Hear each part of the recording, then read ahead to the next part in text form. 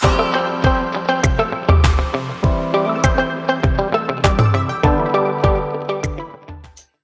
and welcome today to the Digital Fashion Summit presentation on 3D workflow, what to expect when you hire a 3D designer, as well as what to expect if you want to expand your skills and talents in this area.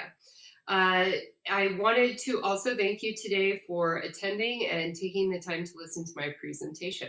So let's get started.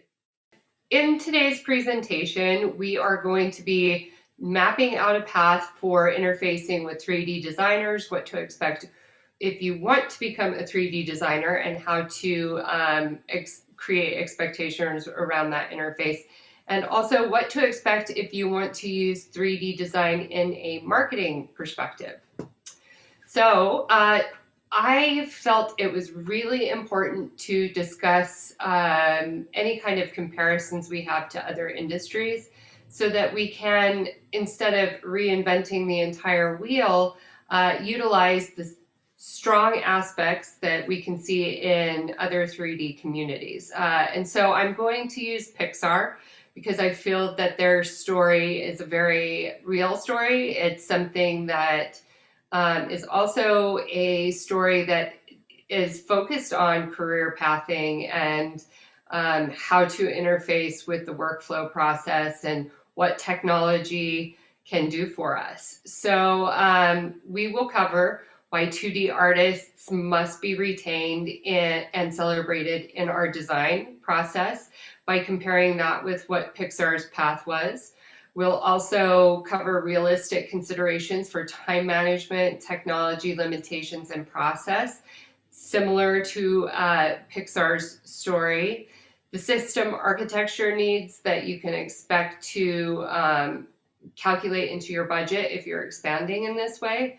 And then hiring plans. So I believe that it's very important to understand the work in order to hire the right people at the right place and scale appropriately to your company.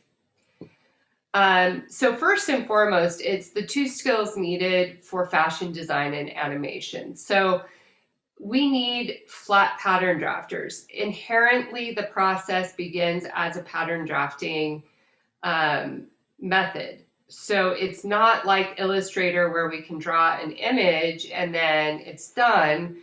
We're actually drafting to the body structure in 3D design and then sewing it together. And the way it's placed on the body and placed in layers allows us to create the product just as we would in draping and pattern drafting.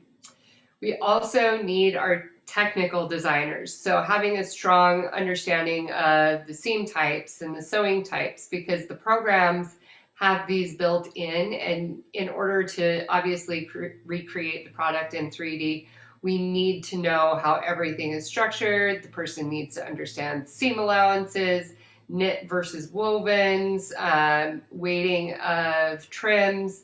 All of that has a huge impact on the end outcome in the 3D process. And then, of course, graphic design. So are we doing graphic t-shirts? If we are doing graphic t-shirts, what are they made out of? If it's instead that we're doing a repeat print on a dress overall or a swimsuit, we need to have those 2D surfaces structured and developed for us. And so this is a primary example, of course, of how those aspects come to life in the 2D to 3D range. So again, in the Pixar story, they start with a 2D image. So that 2D flat sketch that we use in technical design starts there. And then it moved into the wireframe process where color was added, the general outfit was kind of created, and shapes were fleshed out. And then they wanted to take it into a more tangible process through the toy making aspect. So how do they take that wireframe and build that into, maybe a 3D printed product? And then the color, of course, added. As we can see, there is a whole process that begins in 2D to create the tangible outcome in 3D. And we're not so different than Pixar in this process. And this is an example of us taking a 2D to a 3D process. So of course I have my technical flat sketches off to the side, and then I recreated that in the 3D platform using light as well to show and enhance the textiles. And overall, I would say the outcome is very similar. I could lengthen the skirt a little bit to, match the image in the flat sketch. But overall, it came out to be pretty accurate. And this is also impactful in the design process because we can also test the shape and dimension of a design all the way through every size. As we know, not every product is made for every shape of body, and so 3D allows us to test these concepts to see if we can do a fully inclusive line from a size 2 all the way up to a size 24 or 28, or if we maybe need to reapproach different products in a different way with the same textiles in order to create the best shape fit possible for our clients.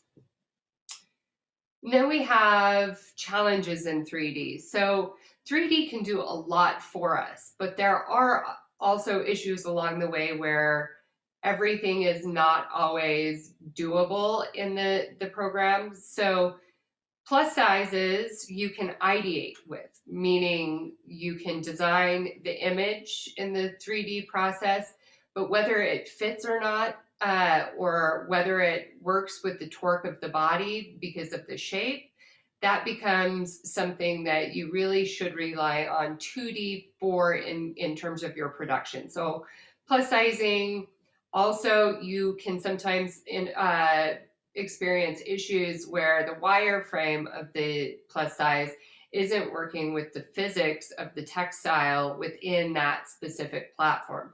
So you may find yourself having larger amounts of problems when you're working within the plus size range. Also in swimwear or lingerie, when you're making the bra piece, again, you can ideate, but in terms of relying on it for an end output production, you're going to have some fit suffering that occurs. And so I would highly recommend you do your patterns in a 2D process. The next step you can do, which is tambour beading or embroidery by hand.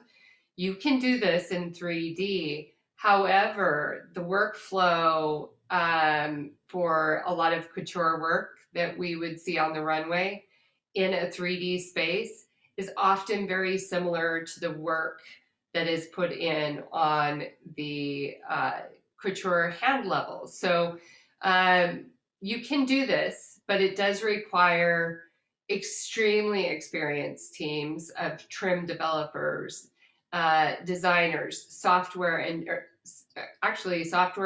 and computer scientists to really enhance and get the most out of the program, because these become extremely large files to work with. It's also very hard to kind of place into animation if the product's not being attached to the textile. And so it's something that I would highly recommend you waiting on a little bit. I think that we'll see some enhancements in the computer programs in this regard. But for right now, it does require extremely experienced teams and is highly time consuming.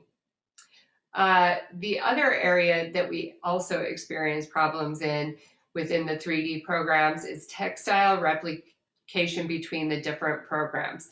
So if I'm painting in Substance, which is a very high def kind of beautiful 3D program that allows me to get surfaces to be very close to what I want them to be in reality.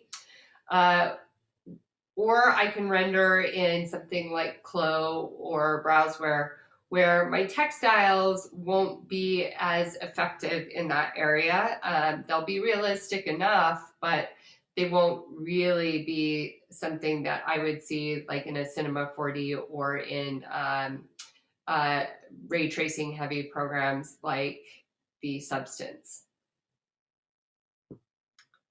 And this is just an example that we can also draw on in terms of the textiles and the features and the complexity of the overall image that Pixar has. So in 1995, when Pixar did the first Toy Story, the surfaces, the lighting, even background development were extremely hard things to create in the system.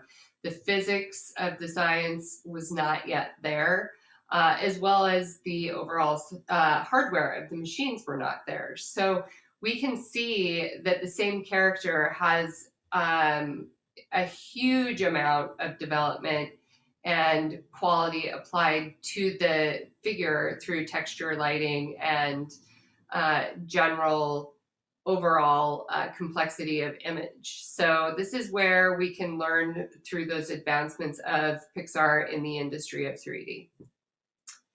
And within textile, the apparel design, obviously we can see that the textiles have greatly accelerated in their texturing, as well as the shading of the skin on the body. The overall model structuring looks more realistic, and also the background design. So obviously we've got the early 2000, which is done by Tupatek, and they have been kind of the leaders, the longtime leaders in the industry for 3D. And they also are the original developers of auto grading. So this was what they were capable of doing in 2010, and then off to the 2019 image, we actually have this done in Clo 3D, and we can see that the textiles, the background image, and the shaders on the forms are all a lot more accurate than they were just 9 years previous. And then this is where we also have developing the design in 3D and what those components look like. So as you can see, we've got the textiles, so that's that graphic designer, the 2D designer. And then we have our textiles and colors and sourcing. And basically, you know, if your sourcing agent is taking the textile and scanning it into the system on a very equal grain, then we can actually recolor all of those and input them in as textures within the system. We also have our pattern maker. So again, those dimensions of the body form and the technical fit all have to be utilized in the process of creating these looks. Also knowing that textile and saying, oh, okay, this is a cotton textile, it weighs this amount by weight, and knowing exactly, you know, what the dimensions are. So when you scale that textile surface in the program, it looks much more realistic. And then overall, I wanted to talk about the relationship, again, outside of what I just covered in 2D to 3D by talking about Disney and Pixar.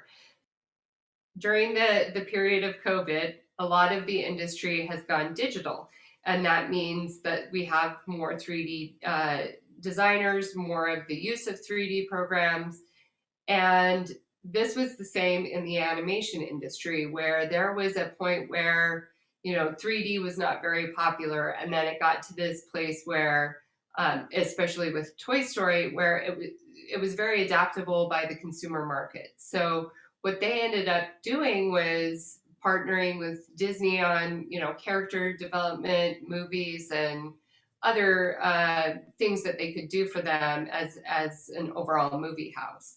And in doing that, they came out with, you know, the next series of Toy Stories.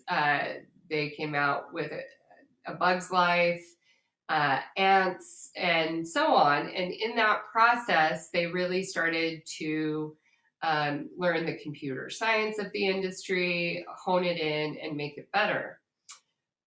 At that same time, Disney was going through a growth process where they were just like, everything's going to be 3D. Like, we just have to, take all these 2D designers and push them away because everything's going to be 3D and we need to hire everybody in 3D. So they were firing a lot of 2D designers, and John Lasseter, who is a co-founder of Pixar, as well as Steve Jobs, who was also a financier for Pixar and co-founder, both felt that this move by Disney was going to be very detrimental to the artistic nature of the company. It also, the foundation and root of creating 3D films was ingrained in 2D artists.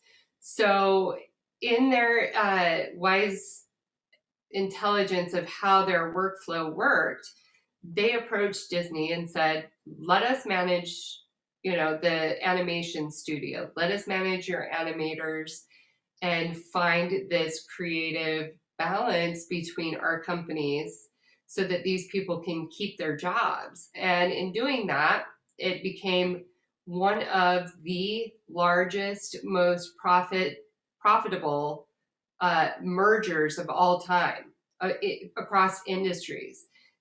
Within 7 years of the merger, they were yielding billions in profitability.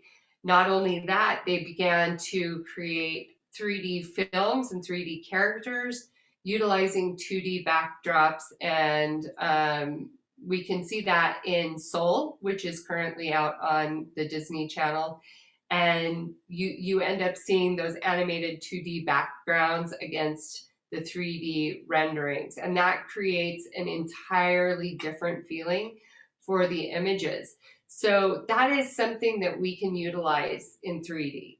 We don't have to be killing off our 2D artisans, our 2D technical designers.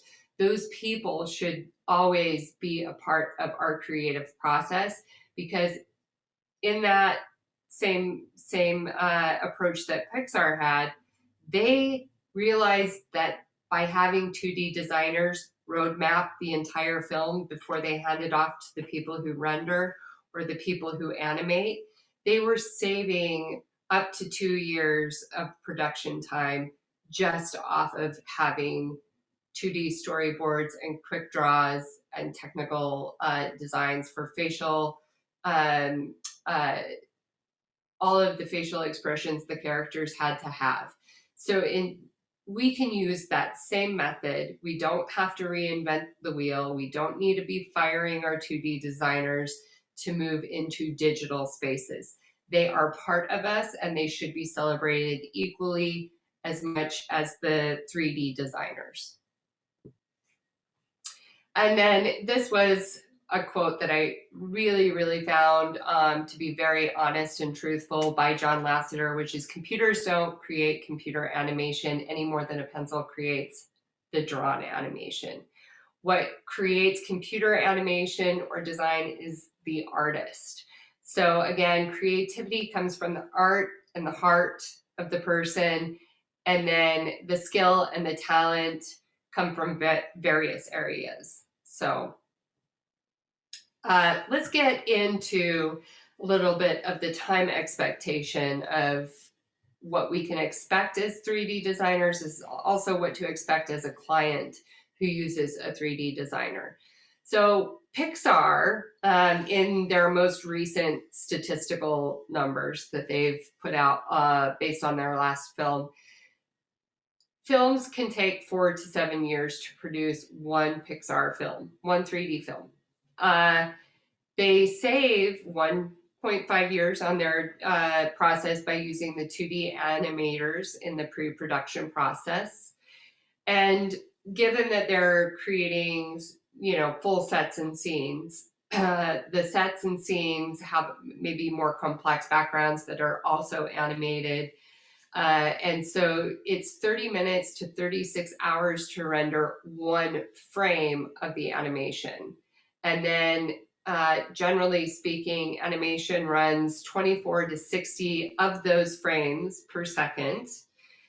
And so, you might be looking at a film that has tens of thousands of frames that have to be rendered out, and they have to be rendered in a high definition quality. So when it's put up onto a big screen in a movie theater, all of the detail is there, all of the detail exists. And they also use what's called a rendering farm. So the rendering farm at Pixar is 2,000 plus computers that render 24/7 round the clock to get those images created for the film. And they use, each computer is using close to 24,000 cores in their GPU, and that's the CUDA core. CUDA cores are very important to the ray tracing process that creates the geometry as well as the overall clarity of the image and the realism. So they're very, very important. And then they have said, if we rendered on a computer with one CPU, it would take 10,000 years to create one Pixar film. So that's some energy. And one thing to note is that in our industry, when we're using 3D, you want a computer that basically is using similar components as a cryptocurrency computer. We may not have as many GPUs in our rig or CPUs in our rig, but we are using the exact same CPU and GPU that you would find in a cryptocurrency mining computer.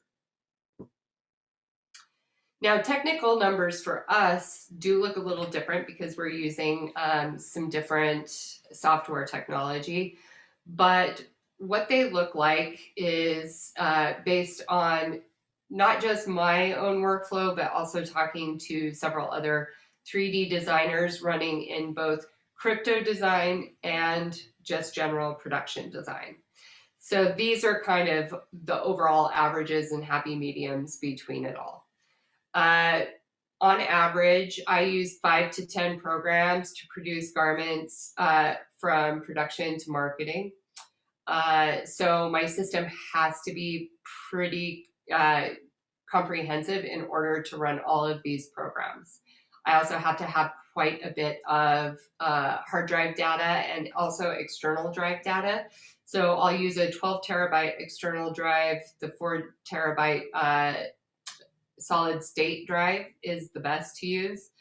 And currently we do have a slight shortage on those because of the freeze out that we had in America in Texas, because that's where a lot of our solid state drives happen to be made. And then we have anywhere from 17 to 52 hours to render a 30-second animation clip. So on average, I can do quick renders, which are low definition quality and may not have all the angles of light or even a background image. And those render on my computer out in a few seconds. This is great for me to, just be able to send that quick render off to a client and say, hey, do you like this? And then get the approval to move forward. Whereas in animation, because it's a video and a film, I tend to render that at a higher quality range with better light, better textural surfaces. And again, depending on the program that I am in, it can take quite some time to render out that 30-second clip. And then it can be anywhere 3 to 4 hours spent on designing one commercial still image. So let's say, it would be creating a bedroom scene or a kitchen scene, and you've got like the models wearing the clothes within the scene and all the furniture that's in there with the textural surfaces of the furniture. The lighting design of the overall landscape of that image also has a play in the overall output. And so it can be anywhere from 3 to 40 hours spent designing that one image that we would typically, create in a few hours or maybe, one day where there's a set design, and then we do the photo shoot the next day. In this process, it may take a little bit longer. The overall expenditure that I have calculated on different things is, if you're a smaller firm, you should and have to have your Adobe program. Then I use Substance. I think Substance brings a lot of realism back to the product design. You could be also working in the Unreal Engine if you're doing gaming product, or the Redshift and Cinema 4D program, which is also a couple grand if you have the Pro license. Then your design platforms within 3D, depending on what you use, Browser being the most expensive out of it, but can do quite a bit in the textural surfaces and realism of the design. Then you've also got, a few other interfaces from, backup storage, share drives, all of the other things that we utilize in order to create design may run you anywhere from $4,900 all the way to $65,000 for your general investment. And then if you're wanting to really build a desktop that is top of the line, that can handle all the various, 5 to 10 programs and all of the needs that they have, along with high level amount of CUDA cores and the CPU computational core, then you might be looking at a computer that's going to run you $3,700 to $3,800 or $38,000 for your hardware. So those are realistic expenditures, depending on the type of firm that you are, and what you're willing to spend to invest in the 3D programs. And then this is really just the computer system architecture as it lies in 2021. The CPUs and GPUs are going to be paramount for you, as well as, your data and motherboard. I use a motherboard by ASRock, which is called the Creator motherboard, and it's very much driven by, are you going to be using this for gaming? Are you going to be using this for 3D animation? So it is definitely more of a motherboard that's focused on the designer process. And I found that it was quite cool to kind of plug in my computer, state what it was for, and there were programs already on the computer ready for me to download and put my licenses in. So that was an interesting feature I found on the ASRock Creator motherboard. But my CPU, so most of the programs do require you to have a CPU of 10 cores or more. 16 to 32 cores are great. When you render or you're simulating your render in the process, it is using 98% of my CPU core. So I tend to render only on that one computer when I'm rendering, and then I work on design in Illustrator or other programs in Adobe on the other computers. So I do have two computers just simply for that rendering process. And then the GPU is your graphics output core, and this is where your ray tracing occurs. And so if you've got a high level amount of CUDA cores, so the RTX 3800 has something like 8,000 CUDA cores in it, whereas the 3700 has closer to, I would say 5,800 CUDA cores.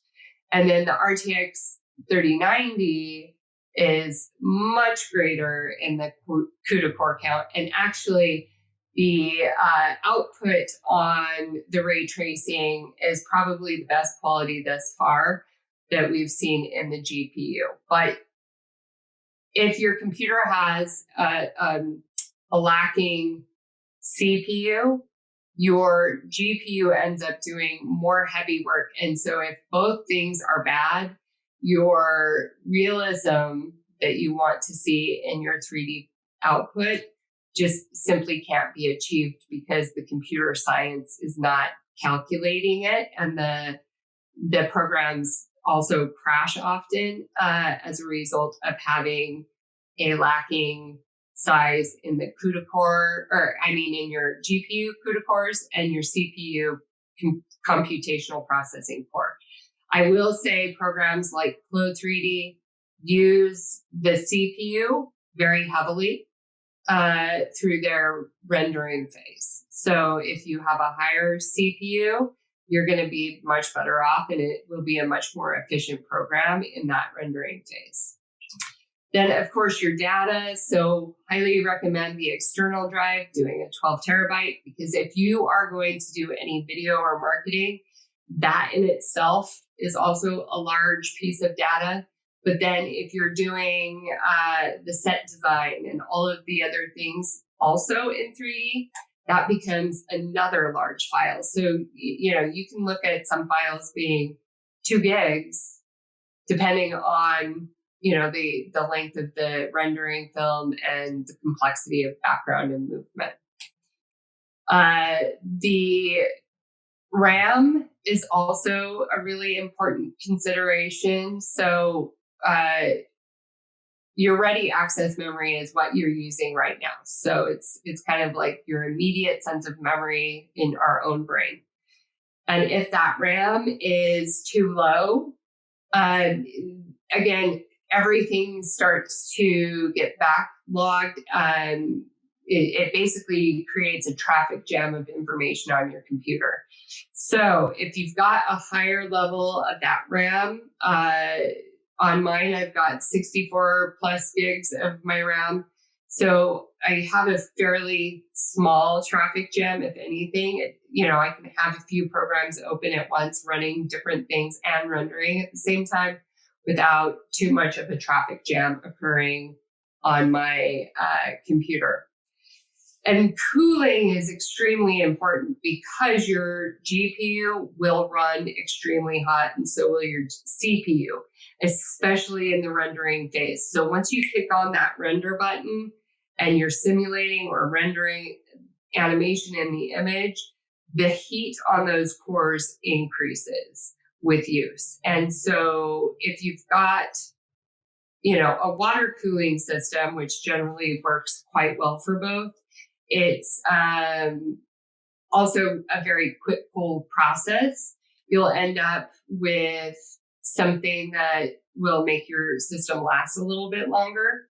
On my computer, I do have fans rather than the water cooling, but I have 7 fans running on my desktop computer. So this allows me to keep my computer very efficient and very cool. And my computer is actually quiet, considering I'm using non-water cooling fans.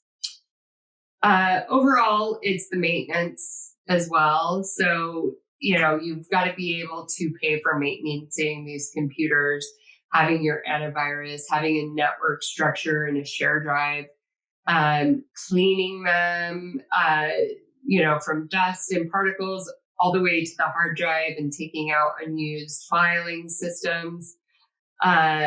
Your water check for the water cooling system. And then again, your software updates happen quite frequently in 3D platforms. And then the best computers for different types of design are very clear. PCs work better with the 3D programs, and that also allows us to kind of upgrade our CPU and GPU as needed to those programs through time. We're also able to stay on a budget as a result of using a PC. Whereas we've got the Mac, it's great for video production. It's great for Adobe-based programs and design. It's also used greatly in the marketing and 2D design platforms.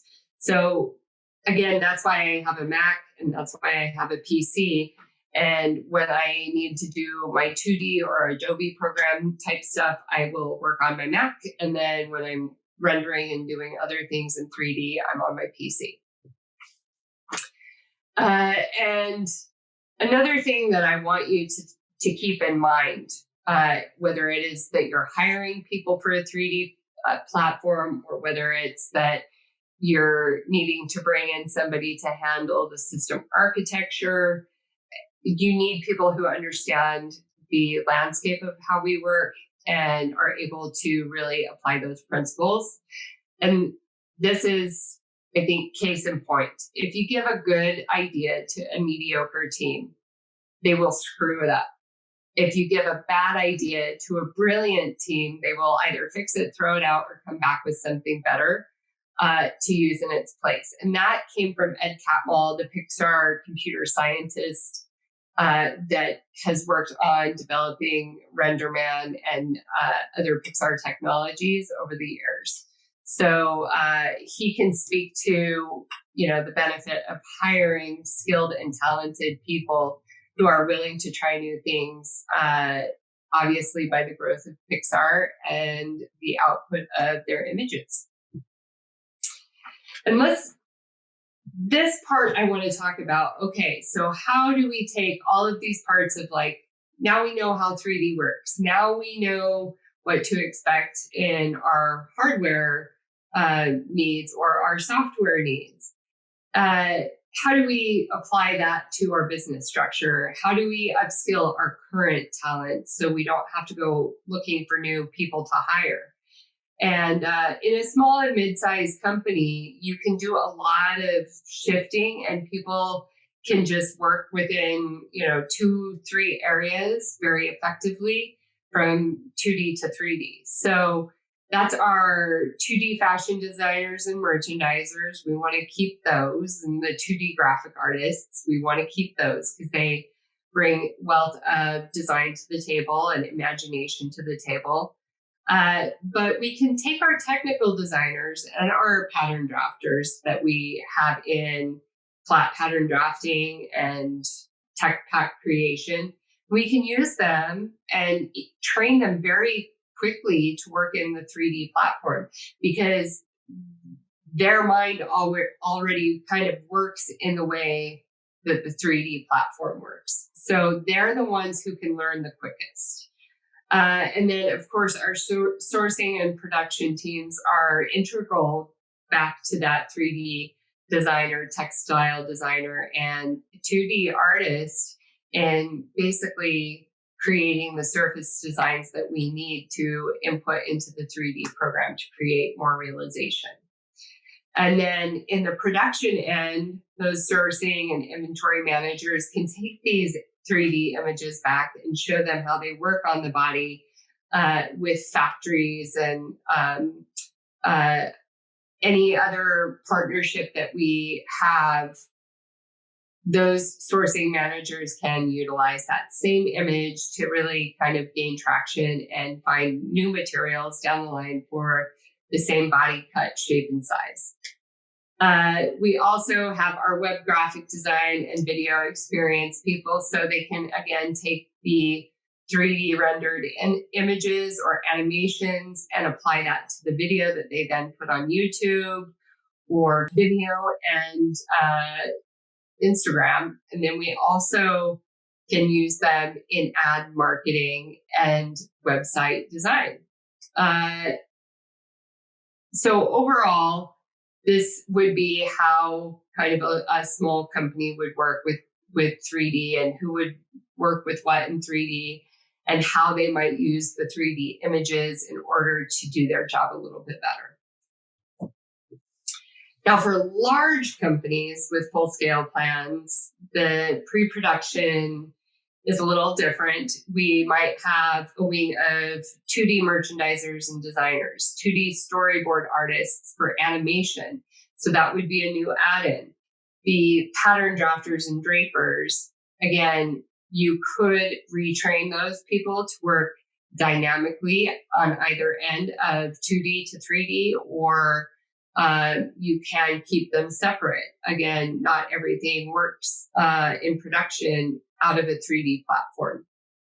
And then we've got our colorists. The colorists would be in charge of coloring those scans of textiles to the Pantone medium that we need and uploading them to, a share drive. They would also track the physical samples that come back so that we can, again, keep those color values very clear and defined.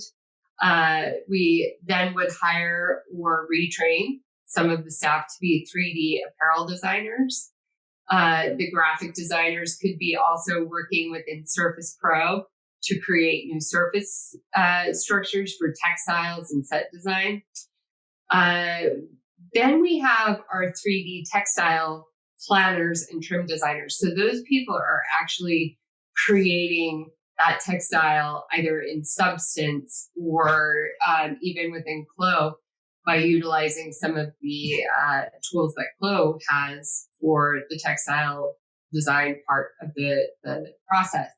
And with that said, it just lends itself into a much more realistic product by having specific people who do textile for 3D. Then we have our 3D technical designers being able to work in the tech pack process, call out all of the sewing, the stitch lengths, the dimensions of the thread, the color of everything. So our 3D technical designers can be generating those tech packs, and then hiring CGI artists or animators will lend itself to, creating in-house marketing and production without hiring an outside agency to do all of that for us. And then, of course, our sourcing and costing teams in that pre-production area. Now, our production and post-production could be scaled to include that marketing structure of 3D. It could be scaled to include more video, more gaming, and AR principles applied by using the 3D. And, in that same vein of using the CG animators, right? Those same CG animators could be working on the gaming apparel design or the AR and VR parts of the business.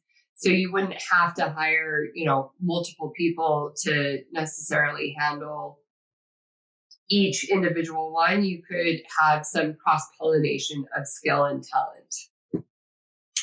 Now, what to expect if you wanted to create a digital fashion show that had very unique rendering and rigging specific to your brand. So this is where, brand identity and messaging comes out.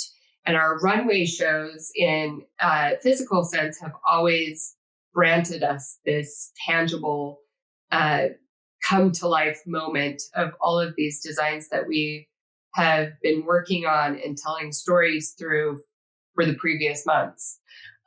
Digital fashion shows are no different. And yet they do require quite a bit of work, especially if you're styling the forms and the images to meet that storytelling process. Or the set design of the runway has to meet that storytelling process. The gait of a client or customer should, kind of mimic the gait and the confidence that we may want out of our runway models.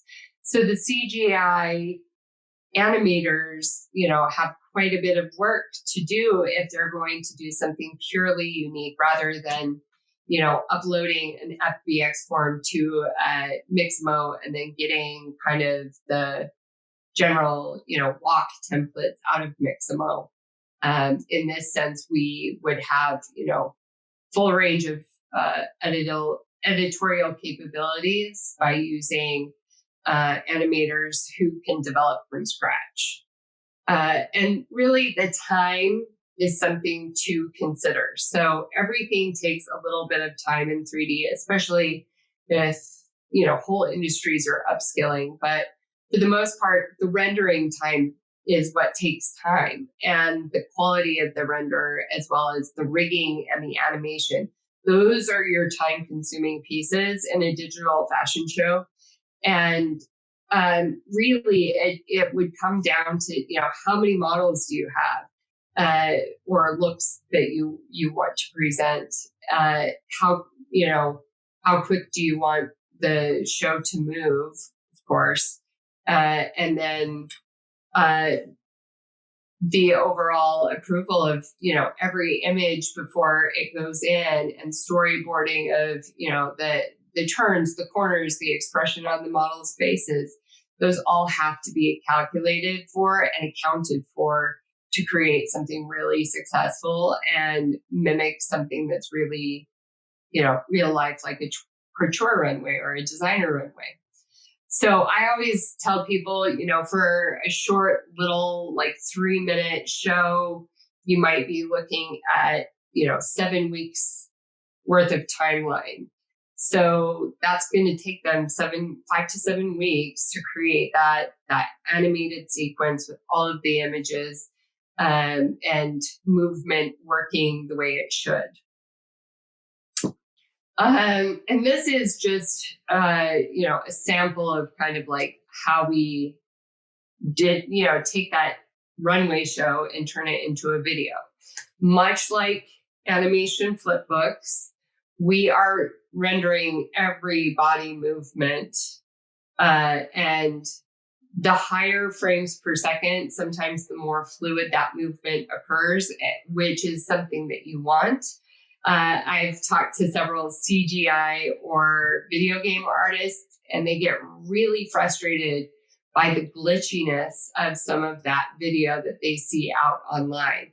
And it's, in large part due to not rendering at the right frames per second, or, having a long enough video to see that movement become very fluid. So those are just some variables, but I wanted to show you the viewport that I use in Premiere Pro to animate. So right here, on the lower left, we've got a file system, and in that file, I have 478 images loaded in. I will transfer all of those images over, and they literally are less than a second long in each image sequence. So this video is up on my Instagram. It's also up on my YouTube. It is only 14 seconds long, so it's something you can put in a GIF. But with it being 14 seconds long, it took me 4 hours to render those 477 images. So you're looking at 4.5 hours of just your simulation rendering to video production output, which is quite a lot for. And then the workflow that I, want people to consider if they wanted to do a digital workflow is not every 3D system is unified or equal. It's not plug and play. It's sometimes it skews the patterns that we use. And so it's very important to understand how one system transfers to another system within 3D to 3D communication, and importing those designs can cause problems, and you will have to spend time fixing them and then saving them again into the appropriate file. So that right there is, week one. And then it's creating the aesthetic value and what that storytelling process is on the runway. And that's really, I'm going to have to be importing figures and skins and creating cosmetic looks on the forms, or maybe what's great in 3D is I can use metallic robot eyes, or, outlandish, crazy, metal spikes on skin hair. But it allows me to play with the aesthetic a whole lot more. It does just take some time. And then again, you would have clients sign off on that, or if it's with your company, it would match the aesthetic value of the company and get the sign off from the creative director. Then we've got our rigging of the forms, the hair, and the cameras for the animation process. And so that's, how does the model move from one step to another? How do the arms move in that step? How does the face, expression move? Are they smiling and moving their face around? Are they blinking their eyes? What is it that they're doing? That has to be coded in to that rigging animation, and then we record it. So if I'm recording at 35 frames per second, and I know the video is only going to be a minute long, I'm looking at probably 6 hours worth of rendering work. And lastly, it's your film production. So film production is very much the same as it is if you were, putting together an editorial fashion show that, let's say, had 3 different camera angles. Same thing. You're rendering by each camera angle, then you import them into the system and clip out and edit where things need to be. And you end up, with the film. Now, if you're doing VR, let's say you did VR and you wanted to do an actual real fashion show, but you wanted to record in VR, VR also takes a fair amount of time to render the video out and have, a quality 3D dimensional virtual reality experience calculated into how the viewer sees it. Like, let's say that they're, seeing it on an Oculus that has a rumble feature. You can even put in program for feeling and sound quality, if they're using amazing music that just rumbles the floor of, the showroom that they're showing that fashion show in, you could take those same tangible ideas and move them into VR. But VR does take equally as long an amount of time to render in as 3D. Now, if you want to develop or design your own 3D firm or hire a 3D firm, this is more or less what you can expect in a fashion 3D firm. And that's that they do have their pattern drafters and graders, again, because, you might want to also hire them as the production and pattern drafting and design for your industry or your business structure. And then your technical designers that are really experiential in 3D experience and design. They can work on different, computer programs that they understand how things transfer from one computer program to another. Those people are, going to be essential. And then your 3D visual artists creating trims like zippers and buttons and OBJ files for, a belt or, jewelry. Those people are extremely important because, again, they can accessorize and create all of those other elements that maybe they weren't able to do initially in the 2D process. And then we've got, of course, video editors, the technical advisors to, keep everything updated, keep the programs running. And lastly, they will have some form of a rendering farm. So maybe it's that they have 5 computers that are just relegated to rendering, or maybe they have, 75 computers that are relegated to rendering. It's a helpful thing to understand and know how this works. So you can say, how do you render? How do you, what's the timeline for rendering? And so on and so forth. And really, the overall images on this page are showing those fringe aspects of the AR, VR, and gaming worlds. So AR, I think we'll see, of course, more of it through, the different spark filters that we can see on Instagram or Facebook in taking our picture. It's wonderful to be able to see something on us that we can't always see in ourselves. Then the virtual reality fashion show, again, people can attend, record in virtual reality, and then the rendering process does, of course, take time. And lastly, the gaming space. So gaming is an area that fashion can really grow in. One thing to understand and consider is that there might become some erosion to the body acceptance movement of all shapes, all sizes, because let's say we might have a client or a customer that's a gamer and they are very body positive about how they shop for their own clothes. But let's say they just want to be somebody different online and they pick an avatar that is not their size because nothing's available, or they pick an avatar just more based off the trend of the look that they're picking over their body shape. This causes a stopgap in the communication of body positive movements. So I think in the gaming community, we might see more additions of plus sizes, some more children being added in those ranges. And of course, being able to make apparel that fits everybody in the way that they see themselves in a virtual environment is very,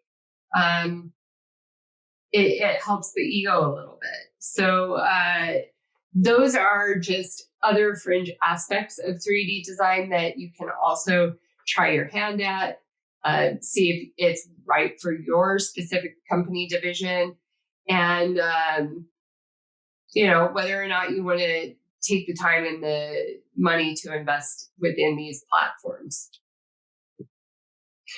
And I hope today what you walked away with was a little bit of happiness if you're a 2D designer, to know that you don't have to upskill into 3D if you don't want to. I always say, know what's best, and also, art is in the heart. And so if you're doing something that really does not connect with you, and you're a designer, then you're always going to have a hard time with it. So I would say work with it, give yourself a try at it, see how it works well for you. But overall, if you're a 2D designer, I hope you felt and found this information useful. It's something you can also utilize in an interview by talking about Pixar, and saying 2D is equally as important as 3D. If you're a hiring manager, you need to know this in order to really upskill your staff or scale that staff outward and work with the leaders on those teams to make really effective hiring decisions. Because if you don't know, then you don't know. And you could end up saying, well, we're going to do exactly what Disney did, which is start laying off all of our 2D artists because now we got to go into 3D. But because of the unfamiliarity of that workflow, you end up with larger issues because you made poor decisions that weren't based on fact. They were based on maybe what you were hearing from, a sales pitch team at another company. And so really getting out there, learning what the system requires, knowing how long something takes will give you effective expectation for your teams in terms of upskilling your company. It'll give you effective expectation if you're hiring a 3D firm to do work for you, and do it well. So I hope this sits well with everyone. If you have questions, feel free to contact me or leave a comment below. And I hope you all have a good day. Talk to you later.